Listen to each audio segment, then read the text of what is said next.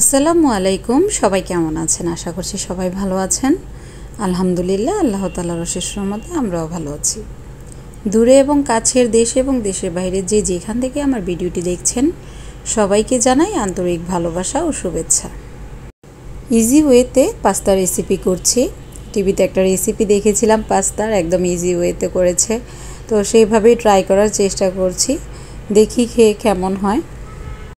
পেঁয়াজ, কাঁচামরিচ, test maker, sauce, soya sauce একসাথে দিয়ে পরিমাণ মতন পানি দিয়ে তারপর ঢেকে দিয়েছি 5 মিনিটের মতো, 5 থেকে 7 মিনিটের মতন। এখন ধনিয়া পাতা দিয়ে দিচ্ছি উপর থেকে, আর উপর থেকে ডিম সিদ্ধ দিয়ে সার্ভ করে নিব একটা বাটিতে। পাস্তাটা তো খুব সহজেই রান্না হয়ে গেছে, কিন্তু আমি এটাকে 10 থেকে 6 দিব, আমার কাছে মোটামুটি লেগেছে খেতে। আমরা যে রামিন রান্না করি সেভাবে আমার মনে হয় বেশি ভালো লাগবে, পেঁয়াজ মরিচ একটু ভেজে, একটু ডিম ভেজে তারপর একবারে পানিটা দিয়ে দিলে সেটা বেশি ভালো লাগতো আর কি। তারপরও যদি হাতে সময় কম থাকে এভাবে খেয়ে দেখতে পারেন, সবার টেস্ট বার তো আর একরকম না। শীতের সকালে 1 কাপ চা ছাড়া কিন্তু জমে না, তো সকালবেলা চা খেয়ে নেব। এখানে বিস্কিটের জারে বিস্কিট ভর্তি করে নিচ্ছি, তারপর একটু চা বসিয়ে দিব। চা আমি চুলায় বসিয়ে দিয়েছি, চা পাতা, এলাচি, তেজপাতা, লং একসাথে দিয়ে তারপর চাটা ভালোভাবে ফুটিয়ে নিয়েছি। এখানে দুধ আর চিনির উপরে এখন চাটা দিয়ে দিচ্ছি। আবার 5 মিনিট আমি চাটা চুলার উপর ফুটিয়ে নিব। আপনারা এভাবে চা তৈরি করে দেখতে পারেন মশলা দিয়ে, আশা করছি যে ভালো লাগবে।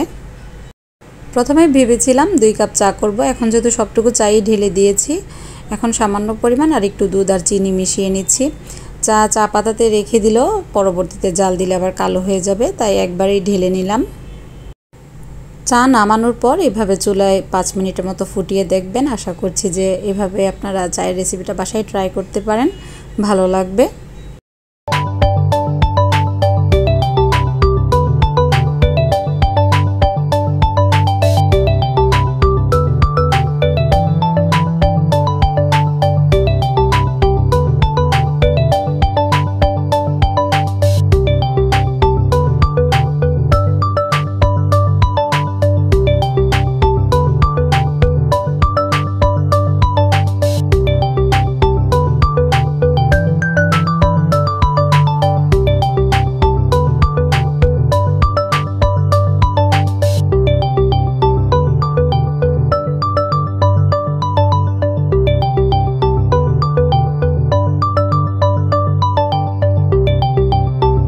আমার ভিডিওতে যারা এখনও পর্যন্ত আছেন প্লিজ একটি লাইক দিয়ে ভিডিওটি কন্টিনিউ করবেন, তাহলে আপনাদের মতো আরও অসংখ্য প্রিয় ভাই বোনের কাছে আমার ভিডিওটি পৌঁছে যাবে।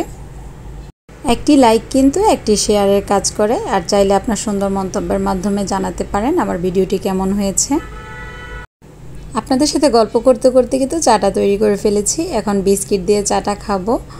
পরে ঘরের বাকি যে সমস্ত কাজকর্ম আছে সেগুলো শেষ করব আর কি। তো চা খাওয়া শেষে আমি আবার একটু আমার বারান্দায় চলে এসেছি গাছগুলো দেখতে। বারান্দায় বসে যখন গাছগুলো দেখি তখন মনটা এমনিতেই ভালো হয়ে যায়, আর গাছে যখন দেখি ফুল ফুটেছে, গাছটা সতেজ আছে, তখন আরও বেশি ভালো লাগা কাজ করে। আর বাগানবিলাস গাছে দেখলাম যে নতুন কিছু পাতা এসেছে, তো গাছটা মনে হয় বেঁচে যাবে, একটা ডাল এনে লাগিয়েছিলাম। বাগানবিলাস গাছের যে ডালটা আছে সেটা কলপ করা, 2 রকম ফুল হবে, সাদা আর গোলাপি। এখন যদি বাঁচিয়ে তুলতে পারি যত্ন সহকারে তাহলে তো ফুল পাবো আশা করছি, কারণ এর আগেও এরকম একটা ছোট্ট টপে একটা বাগানবিলাস গাছ আমি লাগিয়েছিলাম, সুন্দর ফুল হয়েছে আমার গ্রামের বাড়িতে। চায়না টগর গাছেও কিন্তু সুন্দর ফুল ফুটেছে। একজন আপু কমেন্টস করেছে যে এই গাছটার নাম চায়না টগর। হ্যাঁ আপু, আমিও জানতাম কিন্তু ভুলে গিয়েছিলাম আর কি। আর আমার গাছগুলো দেখে কিন্তু অনেক আপুরা কমেন্টস করেন যে বারান্দার গাছগুলো অনেক সুন্দর। তো আমি ছোট্ট একটা বারান্দায় যতটুকু পেরেছি কিছু গাছ লাগিয়েছি, কিন্তু গাছগুলো না আমি ওইভাবে স্পেস দিতে পারছি না, আর ওই বারান্দার মধ্যেও তেমন একটা রোদ আসে না, তো সেই কারণে আর চাচ্ছি না যে গাছ পরিবর্তন করে আরেকটা বারান্দায় নিব, কারণ এর আগে ওই বারান্দায় আরেকটা যে বারান্দা আছে আমার, সেই বারান্দার মধ্যে গাছ নিয়েছিলাম, রৌদ্র না পাওয়ার কারণে গাছ তেমন সুন্দর করে বেড়ে ওঠে না আর কি। আমরা একটু বাচ্চাদের বুবুর বাড়িতে এসেছি, তো ওনার ছাদে উঠেছিলাম। এখন তো শীতকাল, ছাদে যে রোদটা আসে খুব ভালো লাগে। ঘরের ভিতরে বসে থাকলে তো ঠান্ডা লাগে, কিন্তু ছাদের উপরে কিন্তু ভালোই তাপ ছিল আর খুব ভালো লাগছিল। তো আমরা কাগজি লেবু দিয়ে চা খাবো, একটা লেবু ছিল, সেই লেবুটাই আগে এসে গাছ থেকে পেড়ে নিয়েছি আনন্দ করে। গাছের প্রতি বরাবরই আমার দুর্বলতা বেশি, সেটা হোক ফল গাছ হোক ফুল গাছ, তো দেখতে আমার খুব ভালো লাগে। তো ছাদে কিন্তু ভালোই বাগান করেছে। আর ওনার বাসার উপরে একটা বড় চালতা গাছ আছে, অনেক চালতা আসে, আমাদের সবাইকে দেয়, আচার তৈরি করি, বিভিন্ন টক তরকারিতে রান্না করি।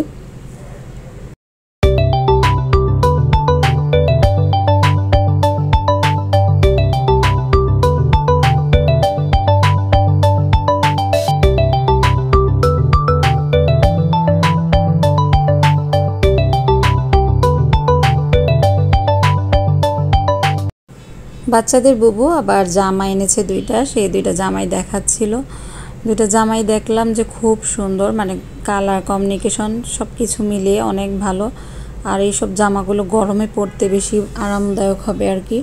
আর খুব কালারফুল ছিল, সুন্দরভাবে একটু ডিজাইন করে তৈরি করে, তাহলে ভালো লাগবে।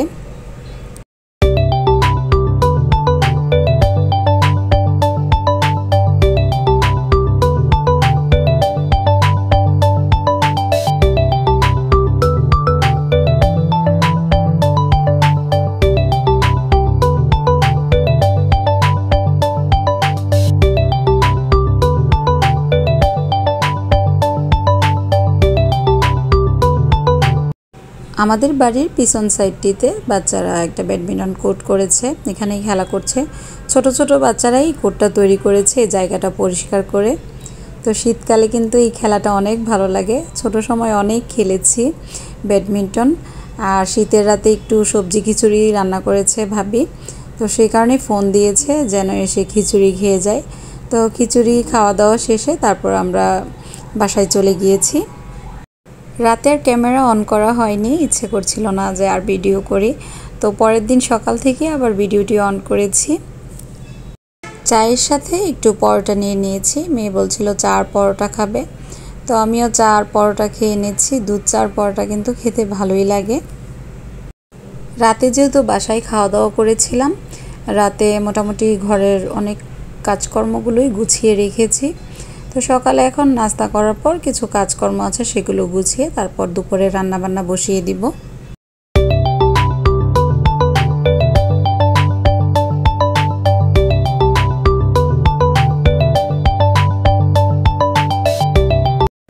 দুপুরের রান্নায় একটু মুরগির মাংস আর পোলাও রান্না করব। গতকালকে রাতেই পোলাও মুরগি রান্না করতাম, যেহেতু গতকালকে রাতে বাবার বাড়িতে খাওয়া হয়ে গিয়েছে, তো রান্না করিনি। মেয়ে গতকালকে রাতেই বলছিল যে আম্মু পোলাও মাংস রান্না করো, খেতে ইচ্ছে করছে। আর রান্না বান্না খাওয়া দাওয়া একটু উল্টিয়ে পাল্টিয়ে করলে কিন্তু ভালো লাগে। একদিন সবজি খেলাম, একটু মাছ খেলাম, আবার একটু মাংস খেলাম, এরকম ভালো লাগে আর কি। একবার রিচ খাবার খেতেও ভালো লাগে না, আবার দেশি খাবারও একেবারে যদি প্রতিদিন খাওয়া হয় সেটাও ভালো লাগে না।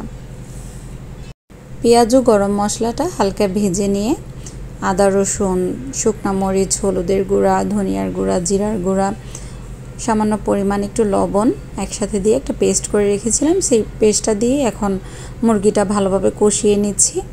আর যে কোনো তরকারি কিন্তু ভালোভাবে কষানো হলে সেই তরকারির স্বাদটা ভালো পাওয়া যায় আর কি। মুরগির মাংসটা ভালোভাবে কষানো হলে সামান্য একটু ঝোল দিয়ে তারপর ঢেকে দিব 10 মিনিটের জন্য। আর অন্য পাশে আরেকটি চুলায় পোলাওটা বসিয়ে দিব, তাহলে পাশাপাশি দুটো রান্নাই কমপ্লিট হয়ে যাবে।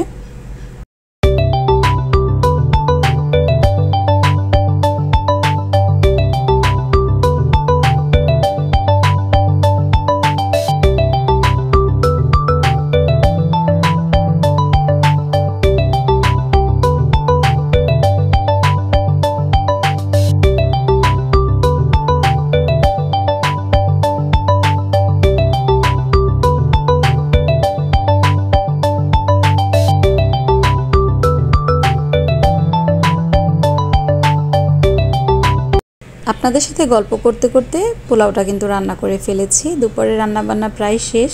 পোলাওটা নামানোর আগে সামান্য পরিমাণ একটু ঘি আর চিনি দিয়ে আমি কিন্তু নামিয়েছি। আর এদিকে মুরগির মাংসটাও রান্না হয়ে গিয়েছে। তো এই ছিল আজকে দুপুরের রান্না বান্না। আর মেয়েকে বলেছি একটু সালাদ কেটে দিতে, ও আবার চাকু বোর্ড দিয়ে খুব সুন্দর করে কাটাকাটি কাজ করতে পারে। তা আমি একদিকে রান্না করছিলাম, ও অন্য পাশে সালাদ কেটে দিচ্ছিল আমাকে। রান্নাবান্নার পাশাপাশি আমি কিন্তু রান্নাঘরটাও পরিষ্কার করে নিয়েছি যতটুকু সম্ভব। তবে ইচ্ছে আছে কালকে একটু রান্নাঘরটা ডিপ ক্লিন করব। আমার কাছে মনে হচ্ছে যে রান্নাঘরে একটু ময়লা পড়ে গিয়েছে, ডিপ ক্লিন না করলে হবে না। তারপরও যতটুকু পেরেছি একটু গুছিয়ে রাখার চেষ্টা করেছি।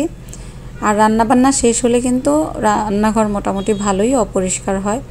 তো সেই কারণে রান্নাবান্নার পাশাপাশি আমি চেষ্টা করি বাকি কাজগুলো যেন শেষ হয়ে যায়। আমার শরীরে ক্লান্তি আসার আগেই আমি কাজগুলো শেষ করার চেষ্টা করি। রান্নাঘর পরিষ্কার করার পাশাপাশি কিন্তু অন্য সব ঘরগুলো গুছিয়ে নিয়েছি। আর এই তো আমার মেয়ে কাটাকাটি করছে এখানে বসে বসে। তো আমি একটু মিক্সড সালাদটা পছন্দ করি, আমি আমার বাচ্চা দুজনেই। তো সেই কারণে শসা, টমেটো, কাঁচামরিচ সব একসাথে দিয়ে একটা সালাদ তৈরি করব। আর এখানে একটু ড্রেসিং টেবিলটাও আমি গুছিয়ে নিয়েছি। আর এই ঝুড়িটার মধ্যে আমার প্রয়োজনীয় যা লাগে প্রতিদিন এগুলো রেখে দিয়েছি আর কি। স্নো, তারপর লোশন, পাউডার, ফেস পাউডার, একটু ভেজলিন হাতের কাছে যেন পেয়ে যায়, বারে বারে আমার ড্রয়ার থেকে বের না করতে হয়। সব কাজকর্ম শেষে এখন দুপুরে খাওয়া দাওয়া করব। আমার একটা খাটে দুপুরের সময় অনেক সুন্দর রোদ পড়ে, তো সেই রোদে বসেই খাবো আর কি, সবাই মিলে একসাথে বসে। আজকের ভিডিওটি এই পর্যন্তই ছিল। আশা করছি ভিডিওটি আপনাদের কাছে ভালো লেগেছে। যদি ভিডিওটি ভালো লেগে থাকে চাইলে আমার চ্যানেলটি সাবস্ক্রাইব করে বন্ধু হয়ে আমার পাশে থাকতে পারেন। আপনার সুন্দর কমেন্টসের মাধ্যমে জানাতে পারেন। সবার সুস্থতা ও মঙ্গল কামনা করে আজকের মতো ভিডিওটি শেষ করছি। সবাই সুস্থ থাকবেন, ভালো থাকবেন। আল্লাহ হাফেজ।